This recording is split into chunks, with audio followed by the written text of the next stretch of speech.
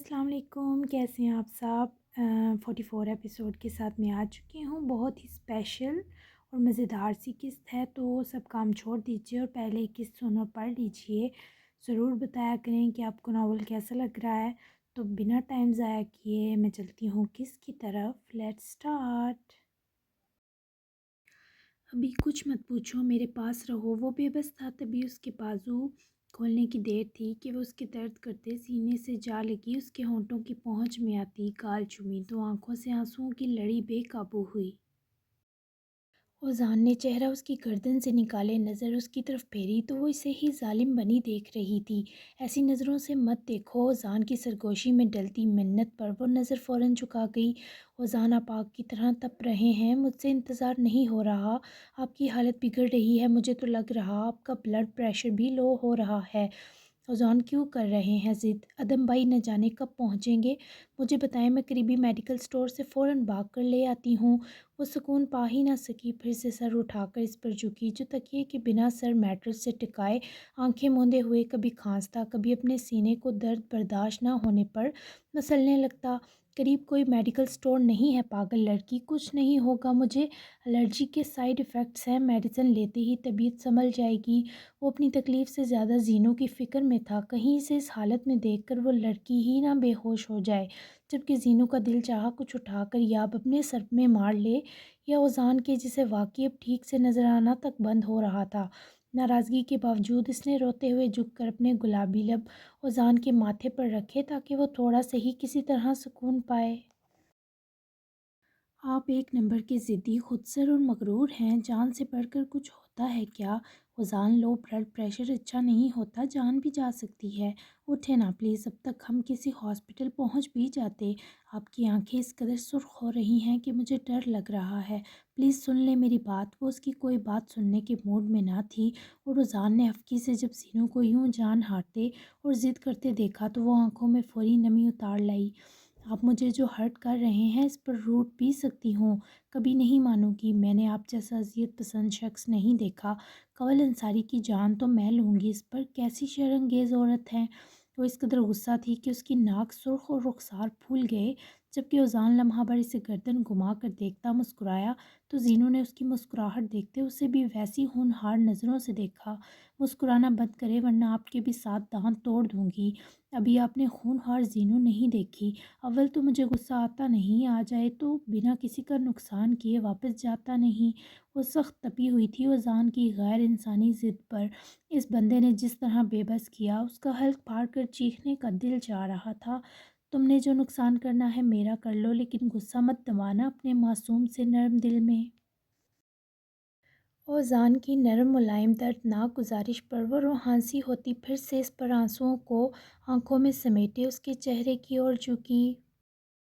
رونا پھر سے بے قابو ہوا تو اس کی جبین سے ہونٹوں کو جوڑ گئی، کافی دیر وہیں ہونٹوں کی حدت بکھیرے رکھی اور پھر واپس اٹھی۔ اس شخص کے وجود سے اٹھتا سکون و آسودگی بھی اس وقت اس کو قائل نہ کر سکا۔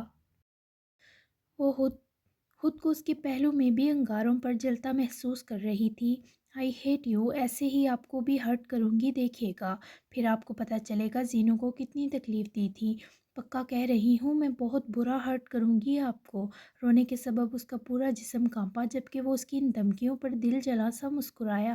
نیم آنکھیں کیے سے تکتا ہوا وہ ویسے ہی زینش پر باری پڑ رہا تھا، وہ اس کو برا آزما رہا تھا۔ کر لینا جی بھر کر، تم ہرٹ بھی اتنا پیارا کرو گی کہ اوزان دائب کا اختیار چھین لو گی۔ وہ اس کی گال سے ذرا گردن اوپر کو اٹھائے، لاڈ سے لب سہلانے اور ضرورت سے باری لہجے میں سرگوشی کرنے پر چہرہ اس کی گردن سے نکالے روبرو ہوئی، اس کے بالوں میں اپنے ملائم ہاتھ کی انگلیاں سہلاتے جھک کر پھر سے اوزان کی سبھی پیشانی چومی اور اس شخص کی نڈھال پڑتی سانسیں زینوں کے چہرے کے حد و حال کو چومتی ہوئی اور تڑپا رہی تھی۔ کسی خوش فہمی میں مت رہیں کہ میں پیارا ہرٹ کروں گی، بہت گندا ہرٹ کروں گی، کہ آپ یہ کہنے پر مجبور ہوں گے کہ زینوں کے بنا جی نہیں سکتے۔ وہ اس کے ہونٹوں کے قریب اپنے ہونٹ لے جاتی، اس کی آنکھوں میں آنکھیں ڈالے گہرا سانس کھینچتے کرب سے بولی، انداز میں ٹوٹ کر دکھ موزن تھا، تم کہو تو بھی کہہ دیتا ہوں یہ۔ وہ زان کے گرم ہونٹوں کی حرکت اپنے ہونٹوں کے کنارے سے فوری گال پر سرکا کر منتقل کرتی، اس دھڑکنیں بڑھاتی جسارت کے غلبے سے گریز برتتی دور ہوئی۔ جی نہیں، پہلے ہرٹ کروں گی پھر کہنے کی اجازت دوں گی۔ وہ اس کو اتنی جلدی اب ہرگز معاف نہیں کر سکتی تھی، اور روزان اپنی تکلیف مٹانے کو اس سے پہلے اس کی پھیلی بازوؤں کو مضبوط کرنے کو بندے ہاتھ جکڑتا، اس کے فرار کو ناکام بناتا۔ فون پر عدم کی آتی کال پر وہ فوری دور ہوئی، بلکہ اپنے طرف سے اوزان کی بازو کھولے پلٹ کر بیڈ سے اترتے ہی کال پک کی۔ میں آ گیا ہوں، باہر آ کر لے جائیں۔ عدم کی آواز گویا زینش کی مدھم دھڑکنوں کی روانی بنی۔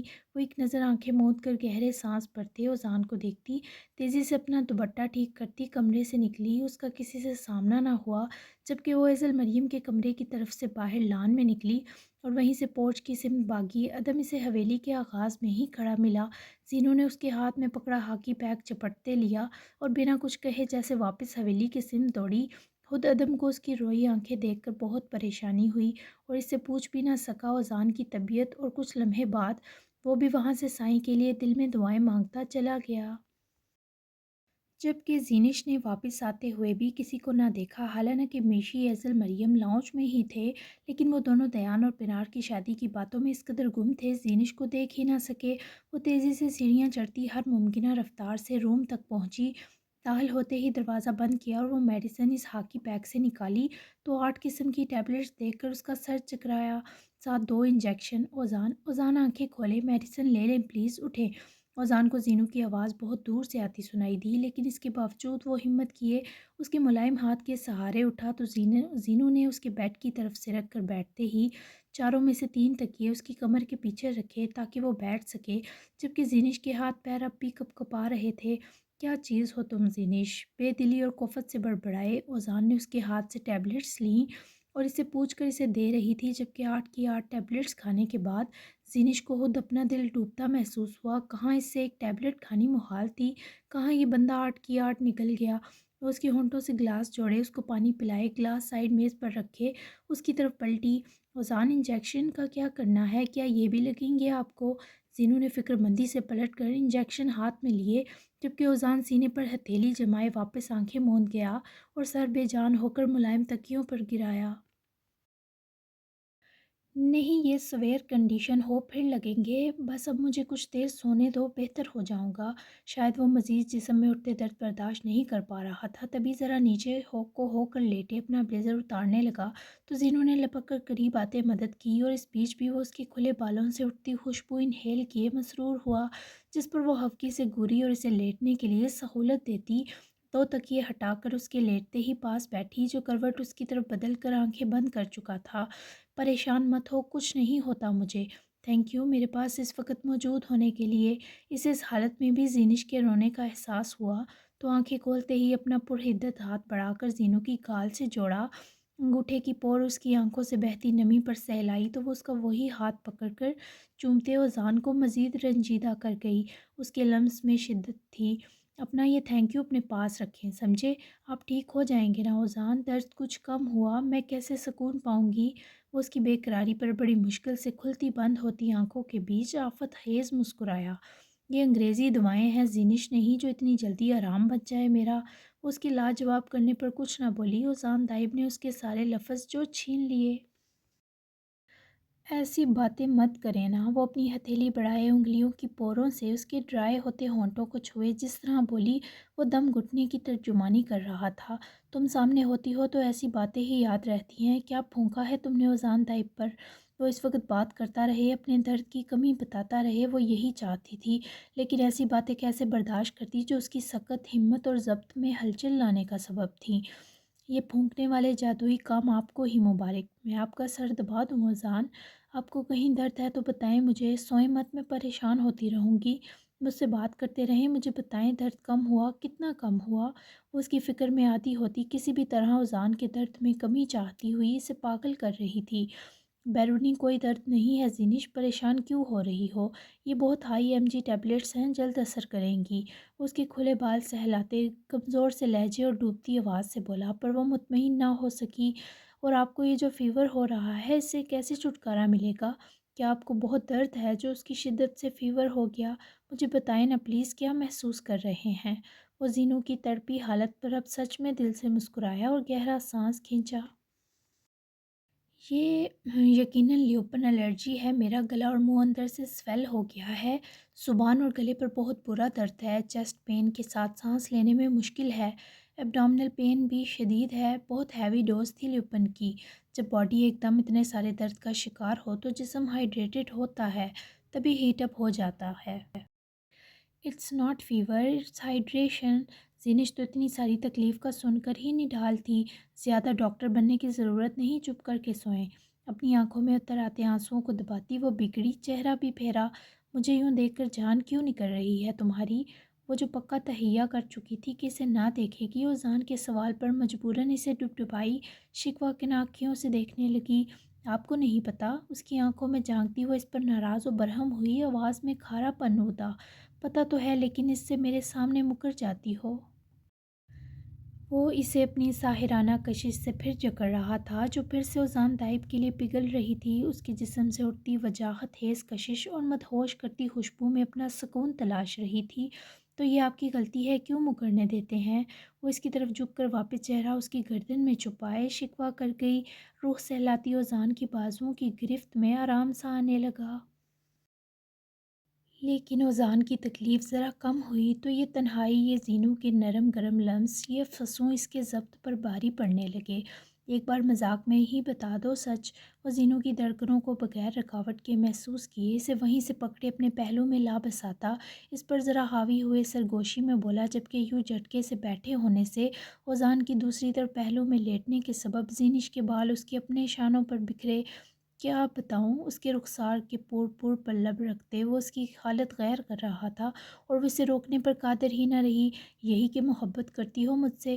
اذان نے زینوں کے بالوں کے بوجھ سے اس کے سینے اور شانے آزاد کیے، تکیے پر ڈالتے پھر سے اس کی گال سے گال رگڑے، زینوں کو مدہوش کیا، اس کی گردن میں بہت پیار سے سجایا پرل چوکر کھول کر کسی غیر ضروری شے کی مانند سائڈ میز پر رکھتے اپنے حرارت بخشتے ہونٹوں کو اس کی گلابی پڑتے عارضوں پر بے باکی سے سفر کرنے دیا، جس پر زینش نے اس کے ہاتھ میں آتی بازو مٹھی میں جکڑی۔ میں نہیں کرتی، سمجھے؟ مجھے بہکانے کی کوشش مت کریں۔ اذان پلیز مجھے جانے دیں، اس وقت آپ سو جائیں، رات تک سوتے رہیں۔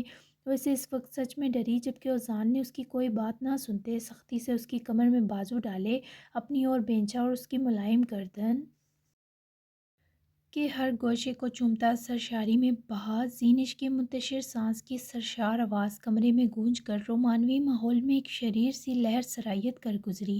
اوزان، یہ کون سا وقت ہے ان حرکتوں کا؟ آپ مجھے پریشان کر رہے ہیں۔ کوئی روم میں آیا اور ہمیں یوں دیکھا تو ڈور لاک بھی نہیں ہے، پلیز مجھے جانے دیں۔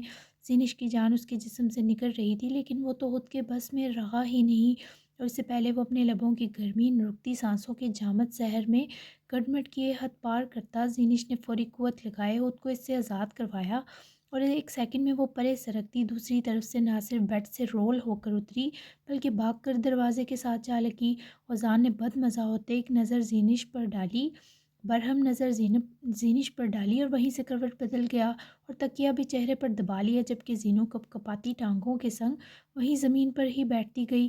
دل تھا کہ پسلیاں توڑ کر باہر آنے کو مچلا، جبکہ اس شخص کی پشت خوفزدہ نظروں سے گھورتی۔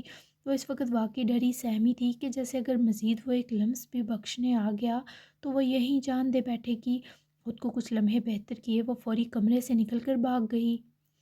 موسم کی شدت، نرم سرد سی دوپہر اور تیز ٹھنڈی یک ہوائیں ہنزا کی وادیوں اور اونچے نیچے پہاڑوں پر ٹھٹھرتی سردی کا وجود ضبط کرتی جا رہی تھیں۔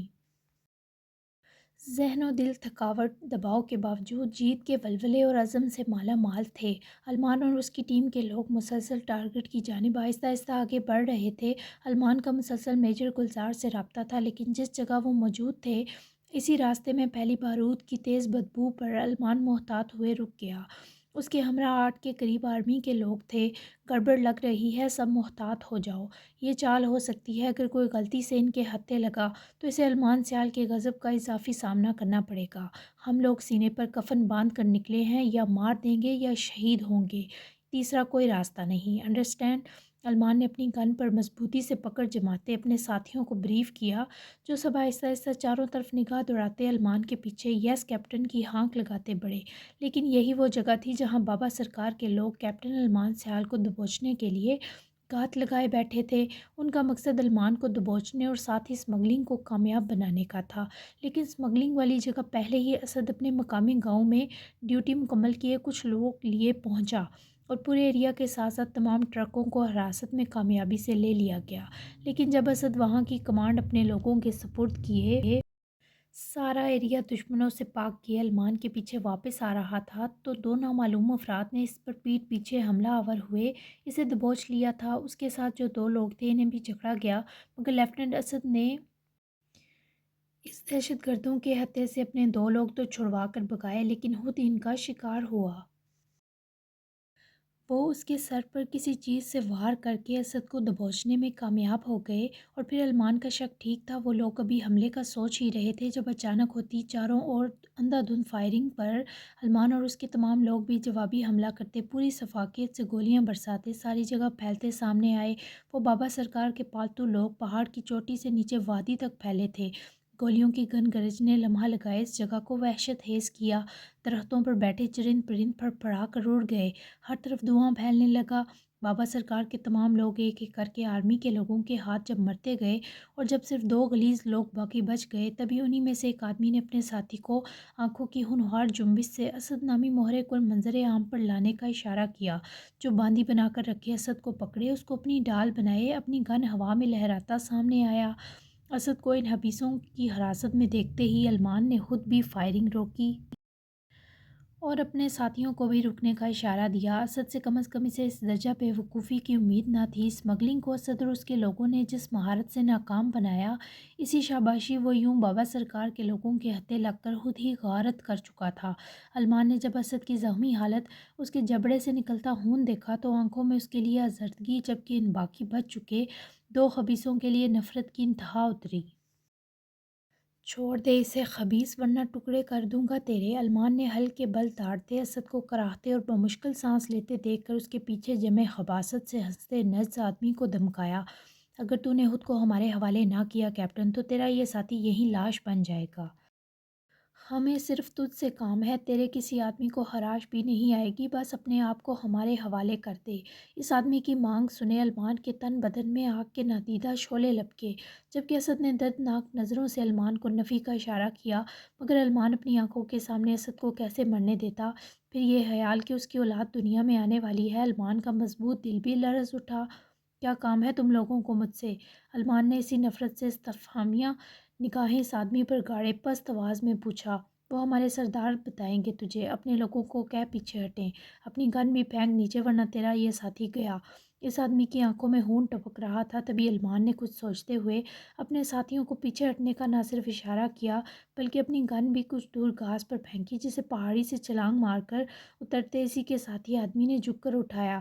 اپنی گن کو قبضے میں لیتے اس آدمی کو المان نے یوں لہو چھلکاتے تیوروں سے دیکھا جیسے اس کا سینہ چیر دینا چاہتا ہو۔ اب چھوڑ دے اسے، جو بات ہے مجھ سے کر۔ المان نے اس وقت اسد کو دیکھا تک نہیں، کیونکہ اسد کی آنکھیں تکلیف سے بھری تھیں اور المان کو کمزور کرتیں۔ وہ دونوں نجس آدمی، جن کے ہاتھوں میں رائفل اور کندھوں پر خودکش بم نصب تھے، ہنسے اور اسد کو دھکیل کر المان کے لوگوں کی طرف دھکا دیا، جبکہ اس سے پہلے وہ لپک کر المان کی بازو دبوچتا، پوری قوت سے نہ صرف المان نے اس کے منہ پر جھانپڑ رسید کیا، بلکہ دونوں خبیثوں کو سمجھ ہی نہ آئی ہوا کیا۔ المان نے ہوا میں جمپ مارے، ایسی گھما کر لات اس بڑے ہیڈ کی گردن پر رسید کی جس سے المان کی گن چھونے کی ہمت کی وہ تو پہاڑی کھائی کی جانب چیختا لڑک گیا، جبکہ دوسرے کی گردن دبوچے سے زمین سے پٹخا۔ اسد اور باقی لوگ بھی دوڑے پیچھے آئے۔ اسد نے بھی اپنے ایک ساتھی سے گن لی اور اس المان کے شکنجے میں پھنسے آدمی کے پاس دوڑ کر آیا۔ کون ہے تیرا سردار؟ المان کے اشارے پر اسد اور ایک دوسرے ٹیم ممبر نے بہت احتیاط سے اس آدمی کے کندھے سے خودکش بم جیکٹ اتاری، کیونکہ المان نے جیسے دو زانوں بیٹھے اس کی گردن دبوچ رکھی تھی، وہ ہل بھی نہ پاتا، بس اس کے حلق سے دل ہراش چیخ نکل رہی تھی۔ تجھے بہت مہنگا پڑے گا یہ دھوکہ کیپٹن۔ وہ آدمی اس قدر بے بس ہو کر بھی جیسے المان کو دھمکا رہا تھا، مزید اس سے اس کی گندی شکل برداشت نہ ہوئی، ایک ہی جھٹکا دیا اور ہڈی ٹوٹنے کی آواز پر اسد سمیت سارے آدمی لوگوں نے ہراساں ہو کر کیپٹن المان سیال کو دیکھا، جس کی آنکھوں سے نفرت اور لہو ٹپک رہا تھا۔ اس گند کا صفایا کیے وہ اٹھا اور کچھ آگے جا کر آس پاس اسپاٹ چہرے سے نظر دوڑائی۔ اس سے پہلے اسد اس سے معافی مانگنے قریب آتا، علمان نے ہاتھ ہوا میں بلند کیے، اسے تنبیہی تیوروں سے اپنی جگہ رک جانے کا اشارہ کیا۔ اسد سے اس لاپرواہی کا حساب وہ مشن کے بعد لینے والا تھا۔ ایسے جال آگے بھی ہوں گے، محتاط رہو تم سب۔ ان لوگوں کو میری ضرورت ہے، یعنی ضرور کوئی تگڑا مطالبہ ہے۔ ممکن ہے یہ لوگ اداہیل کی بازیابی چاہتے ہوں۔ ہمیں آج ہی ان کا خاتمہ کرنا ہوگا، خود کو ان کا بختوں کے سپرد۔ اب اگر کسی نے کیا تو دشمن سے پہلے وہ علمان سیال کی گن سے مرے گا، سمجھ گئے؟ علمان کے غصے اور عتاب کے آگے وہ سب خوفزدہ تھے، جبکہ اسد اس وقت اس کا شکریہ بھی نہیں کر سکتا تھا، کیونکہ جانتا تھا وہ کچھ نہیں کرے گا سوائے ویسا ہی جانپڑ رسید کرنے کے جو اس مردہ آدمی کی آدھی طاقت پھس کر گیا۔ علمان سیال جتنا نرم تھا، اس کا غصہ اتنا بھیانک تھا، اور پورا ڈپارٹمنٹ اس کے اس اشتعال سے پناہ ہی مانگتا تھا۔ وہ لوگ علمان سیال کے آرڈر پر پھر سے اپنا رکا سفر شروع کر چکے تھے، اور اب بابا سرکار کے جہنم رسید ہونے کی باری تھی۔ دوپہر ڈلی، خوبصورت نرم و ملائم اور ٹھنڈی شام افق کے پار ہولے ہولے نمودار ہو کر روح کو تر و تازگی بخشنے لگی، لیکن زینش کو کچھ سکون نہ ملا، تب تک نہ مل سکتا تھا جب تک اوزان اپنی نیند سے جاگ کر اسے اپنے ٹھیک ہونے کا نہ بتا دیتا۔ سو ابھی وہ ہنوز پریشان تھی، جبکہ دوسری جانب ڈیوٹی ختم ہو چکی تھی، مگر بنا دیان سے بات کیے پنار گھر جانے پر بھی آمادہ نہ تھی، اور ایک آخری کوشش کے تحت وہ دیان کے کیبن میں دستک دیتی آئی، جو رولنگ چیئر اپنے کیبن کی گلاس وال کی طرف گھمائے، ٹانگیں پھیلائے، ایک کونی کرسی کی بازو پر ٹکا کر سر کرسی کی پشت سے لگائے، حالی حالی نظروں سے ہاسپٹل لان میں کھیلتے اکا دکا پیشنٹس کے ساتھ آئے بچوں کو دیکھ رہا تھا۔ اس کلاس سے باہر دیکھا جا سکتا تھا، مگر باہر سے اندر دیکھنا ممکن نہ تھا۔ اسے اس قدر گہرے خیالات میں محو دیکھتی، وہ دیان آریز کی وہی درد میں لپٹی حالت یاد کرتی، دبے پیر دروازہ بند کرتی، ٹھیک دیان کے عقب میں رکی اور اپنے دونوں ہاتھ اس کے کندھے پر رکھے دباؤ دیا۔ وہ اس کی موجودگی تو آہٹ سے جان لیتا تھا، پر آج دل کے گھاؤ ادھڑے تو وہ بکھرا پڑا دل رفو کرنے کی کوششوں میں تھا۔ پلیز بتا دیں، ورنہ ساری رات سو نہیں سکوں گی۔ میں آپ کی لائف پارٹنر ہوں، تو مجھ سے اپنی خوشی کے ساتھ آپ کو دکھ بھی شیئر کرنا ہوگا۔ دیان آریز، اگر آپ نے مجھ سے مزید خود کو چھپایا تو میں دوبارہ آپ کو اپنے قریب آنے نہیں دوں گی۔ اس کے کندھوں کو آہستہ آہستہ اپنے ملائم ہاتھوں سے دباتی اخیر غم زدہ ہوتے بولی، لہجے میں یاسیت تھی۔ دیان نے اس کا وہی دائیں کندھے پر رکھا نرم و ملائم ہاتھ اپنے پرکشش و مضبوط ہاتھ میں پکڑا، اور ہتھیلی جکڑتا اسے اپنے عقب سے گھماتا روبرو لایا، اور جھٹکے سے اپنے تھائی پر بٹھایا، جو یوں اس کے روبرو آتی نرمی اور فاصلے سے اپنی بازو دیان کی گردن میں حائل تو کر گئی، مگر وہ اسے اطراف بازو لپیٹے اس کے سینے سے چہرہ لگائے پنار کو اس درجہ تکلیف دہ عمل سے مزید افسردہ کر گیا۔ اس کی تیز تیز سانس پنار کو اپنے دل میں اتر کر آگ لگاتی محسوس ہوئی، تو اس ہمیشہ مغرور و مضبوط رہتے شخص کی اذیت سے ہٹی دھڑکنوں نے پنار کو جھلسایا۔ اس کی ہتھیلیوں نے دیان کی گردن کو مس کرتے اس کے بالوں میں انگلیوں کی پوروں سے سرسراہٹ کی، اس کے چہرے کو نرمی سے خود سے دور کر پانے میں کامیاب ہوئی، تو وہ سر واپس کرسی کی پشت سے ٹیکے پنار کی آنکھوں میں آنکھیں ڈال گیا۔ کچھ دکھ ہم خود کے آگے بھی بیان نہیں کر سکتے پنار، میری زندگی بھی ایک ایسا سراپا دکھ ہے۔ ابھی تمہیں کیا بتاؤں، ابھی تو مجھے خود نہیں پتا کہ میرے ہاتھوں کیا کیا ظلم ہوا ہے۔ ابھی مجھ سے کچھ مت پوچھو۔ اپنے دل کا حال کہنے میں وہ بہت برا تھا، جبکہ پنار اس کی آواز اور لہجے کی بے بسی پر پریشان ہوئی۔ ایسا اجڑا دیان اس کے دل کو کون چھری سے کاٹ سکتا تھا؟ کیا آپ اپنی ممی بابا کو مس کر رہے ہیں دیان؟ وہ اس کو اداس دیکھ کر اچھا محسوس نہیں کر رہی تھی، تبھی اس کے چہرے کو انگلیوں کی شافی پوروں سے چھو کر اس کی بہت کچھ کہتی آنکھوں سے آنکھیں ملانے کے بیچ بولی، اور وہ نہ ہاں کر سکا نہ 6 سال سے مس ہی کر رہا ہوں ان کو۔ میری تکلیف کچھ اور نوعیت کی ہے۔ تمہیں پتہ ہے پنار، جب ایک انا پرست کے ہاتھوں کوئی غلطی ہو جائے تو وہی غلطی اس کی موت بنتی ہے، کیونکہ تلافی کرنا اور سر جھکا کر ایڈمٹ کرنا تو وہ اپنی توہین سمجھتا ہے۔ مجھے نہیں پتا میں ایسا کیوں ہو گیا تھا، لیکن کسی بہت اپنے کی جان لی ہے میرے لفظوں نے۔ یہ سوچ کر تکلیف محسوس کر رہا ہوں، میں کیا اس قدر شفاق ہوں؟ کیا تمہیں دیان آریز ظالم وحشی لگتا ہے؟ وہ اپنے حواس میں آج بھی نہ تھا، جبکہ پنار اس کی غیر واضح باتوں پر کیا کہتی الٹا غمزدہ ہوئی، تڑپ اٹھی۔ مجھے لگا تھا آپ صرف مجھ پر ظلم ڈھاتے ہیں۔ اس کے سوال کے بدلے خود بھی جیسے برہم سی ہوئی۔ دیان نے انگوٹھے کی پور سے اس کے بالائی لب کو چھوتے نظروں کا لپکتا والہانہ پن لیے جیسے سہلایا، وہ جسم میں کپکپاہٹ کو قابو نہ کر سکی۔ وہ اپنے اس پر ڈھائے ان دو سنگین ستم کی یوں تلافی کر رہا تھا، جو جتنا میرا زیادہ ہوتا ہے وہ اتنا میرے ظلم کا شکار بھی ہو جاتا ہے۔ بچپن سے ممی بابا کے ساتھ رہتا تھا، نہ ددیال نہ ننیال، بس ممی بابا، اور دونوں میں جو محبت تھی وہ میری پیدائش کے بعد نظر ہی نہیں آئی۔ کچھ تھا جو ممی کو رلاتا تھا، شاید اپنے بھائی کی نافرمانی، اپنے میکے کی یاد، بابا کی بے بسی بنا ہوا تھا، شاید اپنے خاندان سے نکلنے کا قلق، محبت میں حد سے نکلنے کا پچھتاوا۔ سب کہتے تھے عریض انصاری نے اپنے بابا کی مخالفت کے باوجود، فائزہ سے شادی کی، جائیداد تک سے آنکھ ہونے کے باوجود اپنی محبت کو نہ چھوڑا۔ دھواں دھار عشق تھا، لیکن تم جانتی ہو دنیا نے ان کے عشق کو نظر لگائی، پھر آگ لگا دی، اور اختتام دونوں کی پراسرار موت پر ہوا۔ مطلب دو جیتے جاگتے صحت مند افراد جو میری زندگی کا کل سرمایہ تھے، اچانک ایک ساتھ مجھے چھوڑ گئے۔ کیا میں نارمل رہ سکتا تھا؟ اور ایک اب نارمل انسان سے، ایک نئی نئی جوانی کی سیج پر قدم رکھتے جذباتی نوجوان سے، جس کی دماغی حالت بھی بگڑی تھی، کچھ نارمل کی امید لگانا ٹھیک تھا کیا؟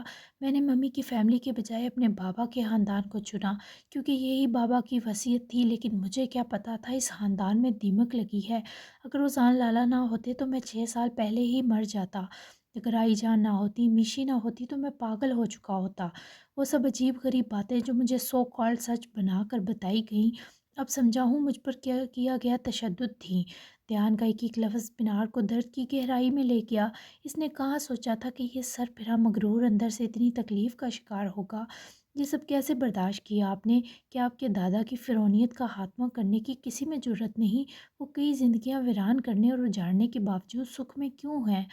پنار کے لہجے میں تیرگی کے ساتھ تلخی تھی، جبکہ دھیان عریض اس کی اپنی تھائی سے اٹھ کھڑا ہونے پر خود بھی کرسی سے اٹھا۔ دونوں جب عام سے سامنے میں بھی مد مقابل آتے تو ماحول فسو خیز اور پرحدت ہوتا، کیونکہ دونوں کے دل ایک دوسرے کے جنوں میں خاکستر تھے، اور یہ تپش اسی نادیدہ آتش کی تھی۔ یہ سب مجھے آج پتہ چلا تو آنکھیں کھلیں۔ تم یہ چھوڑو، یہ سوچو، اگر بنا کچھ جانے میں مر جاتا تو نہ بابا سے آنکھیں ملا پاتا نہ ممی سے۔ بابا مجھے چپ چاپ دادا کی سفاکی اور ظلم کا شکار ہونے پر گریبان سے دبوچتے کہ میں نے کیوں بنا ثبوت ان پر یقین کیا، اور ممی اپنے بھائی کی موت کا حساب مانگتی، میں پھر کہاں جاتا پنار؟ وہ اس کی ٹوٹی بکھری تکلیف سے لبریز باتوں پر بمشکل آنسو روکتی اس کے قریب ہوئی اور اس کے گلے لگی، جیسے اس شخص کی تکلیف کا یہی علاج ہو۔ کتنی ہی دیر وہ دھیان عریض کے چلتے سینے سے دل لگائے اسے سکون دینے کی کوشش کرتی رہی، یہاں تک کہ دونوں کے جسموں کی خوشبو نے مرکز بدل لیے، دھڑکنیں خاص لے پر دھڑک گئیں۔ اب پتہ چل گیا ہے تو اپنی ممی اور بابا کی موت کی سچائی تلاشیں دھیان عریض۔ اگر وہ حادثہ نہیں سازش تھی تو آپ پر ان دو کی موت کا بدلہ قرض ہے، یاد رکھیے گا۔ وہ اس کے گلے لگی ہی سے راہ دکھا رہی تھی، جبکہ یہ راستہ تو آج دھیان کے لیے حسیب ویسے ہی کھول چکا تھا، وہ بھی 6 سال سے بھرا پڑا تھا۔ تکلیف میں نہ ہوتا تو آج بھی یہ سب کبھی نہ کہتا، کیونکہ اس نے اذان سے وعدہ کیا تھا، دھیان کی مینٹل ہیلتھ کے لیے اذان نے سے یہ سب دھیان سے کبھی نہ کہنے کی درخواست کی۔ لیکن کہتے ہیں نا، ہر چیز کا مناسب وقت ہوتا ہے، حسیب کو بھی شاید لگا یہی مناسب وقت ہے۔ اگر ممی کی تکلیف، بابا کی بے بسی اور دونوں کی موت کے پیچھے دادا نکلے تو کیا کروں گا پنار؟ اس کی آواز میں ہلکورے لیتے خوف پر اس کے مہکتے چوڑے سینے سے الگ ہوتی روبرو ہوئی، اپنی ٹھنڈی ہتھیلیوں کو اس کے عارضوں سے جوڑے آنکھوں میں آنکھیں جما گئی۔ وہی جو ایک بیٹے پر فرض ہے، آئی ایم وتھ یو۔ وہ پاس تھی تبھی تو وہ ٹھیک تھا، ورنہ آج تو دھڑکنیں اس قدر سست تھیں اس کی کہ سن پانی ناممکن تھیں۔ تھینک یو پنار، میری بک بک سننے کے لیے۔ وہ اس کی اس درجہ بے ڈھنگی بات پر اداسی اور تکلیف کے باوجود ہنس پڑی۔ یہ بک بک تھی کیا؟ آئی تھنک یہ سب آپ نے مجھ سے شیئر کر کے مجھے میری ویلیو بتائی ہے۔ وہ مسکرانے کے ساتھ اترائی تو وہ اس کے چہرے پر فرصت سے نگاہ ٹکاتا بیکانی طور پر دونوں ہاتھ اس کی کمر پر باندھ گیا، پر بیچ میں اب بھی بہت فاصلہ تھا۔ وہ اس کے چہرے کے بھٹکاتے نکوچ سے اس لمحہ مائل نہ ہونے اور نہ بہکنے کی بھرپور کوشش میں تھا۔ اچھا تو کیا پتہ چلا تمہیں؟ کیا ویلیو معلوم ہوئی؟ وہ اس کے احسارنے پر خفیف سا بوکھلائی پر خود کو پر اعتماد عیاں کیا۔ یہی کہ آپ مجھے ایک اچھا لسنر سمجھتے ہیں؟ پنار نے جان بوجھ کر بات بدلی، وہ دھیان کو بد مزہ کرنا چاہتی تھی۔ میرے اس دل میں دو ہی چیزیں آباد ہیں، درد اور دوسری تم۔ میں تمہیں اس کے علاوہ کچھ نہیں سمجھتا کہ مجھے صرف تم سکون دے سکتی ہو۔ اتنے جنونی شخص سے اتنا آرڈنری اظہار کہاں برداشت تھا اسے؟ اور پنار کا شکوہ بنا ہونٹوں پر آئے ہی اس کے ہونٹوں پر روک کر استحقاق بری پیش رفت کیے وہ پنار کو مسکرانے اور اترانے پر ایک ساتھ مجبور کر گیا۔ آج دھیان آریز کے ہونٹوں کے اس لمس میں شدت تو تھی پر سختی نہ تھی۔ تبھی پنار کی مہکتی سانسوں نے اسے جھیل بھی لیا اور مسرور بھی ہوئی۔ شاہ جہاں پر گدگداتی بہار اترتی بھی محسوس کی، درد والی جگہ بھی پنار کو نہیں مل سکتی۔ وہ حیا نشین ہوتی آنکھوں کو لہجہ بھر جھکا کر اٹھائے، تقاضا کیے دھیان کے ہر دکھ پر گرد ڈال گئی۔ میری ہمدرد بننا چاہتی ہو؟ وہ اس کے سوال پر مبہم سا محظوظ سا ہنسی، جواب بھی آنکھوں کا مرکز، جو اب بھی اس آنکھوں کا مرکز اس کے حرکت کرتے خوبصورت ہونٹوں کو بنائے پنار کا کھڑا ہو پانا مشکل کر رہا تھا۔ بنوں گی تبھی تو یہ درد ہم سے الگ ہوگا۔ ایک بات کہوں دھیانہ ریز، آپ کی آنکھیں پنار کا ایمان ڈگمگانے میں بہت بے باک ہیں۔ آپ جب میری آنکھوں میں صرف جھانکتے ہیں میں آپ کے اندر تک سب دیکھ لیتی ہوں۔ مجھے رخصتی پر کوئی اعتراض نہیں، لیکن بس دو شرطیں ہیں۔ مجھ سے آپ کو اپنی زندگی کی ہر چھوٹی سے بڑی تکلیف شیئر کرنی ہوگی، وہ بھی ویڈنگ نائٹ، اور دوسری شرط، ہم یہ باتیں کرنے کے بعد سو جائیں گے۔ پنار کی شرطیں اس کی طرح جان لیوا صحیح، پر آج وہ اس کا بنا ہوا تھا تو دونوں مان لیں۔ گویا ماننے والی کہاں تھیں؟ ہاں ہم سو جائیں گے اور سونے کے بعد اٹھ کر پھر ضروری امور نبھا لیں گے فرصت سے۔ ڈن۔ جس مزے سے کہہ کر وہ اسے آزاد کیے، اس لڑکی کی رعنائیوں میں خود کو ہر ممکنہ مدہوش ہونے سے روکتا پلٹا۔ پنار نے بے اختیار اس کی بازو پکڑے روکا، چہرے کی ہوائیاں اڑیں۔ کون سے ضروری امور؟ پنار کے سوال کے ساتھ آواز لرزی، جبکہ دھیان نے چہرہ اس کے چہرے کے نزدیک لے جاتے کچھ کہا تھا پنار کے کان میں، جس کے بعد پنار کا چہرہ افت و شرم سے لال ہوا، جبکہ اس سے پہلے وہ کچھ اٹھا کر اس مغرور بد لحاظ بے شرم کا سر پھوڑ ڈالتی۔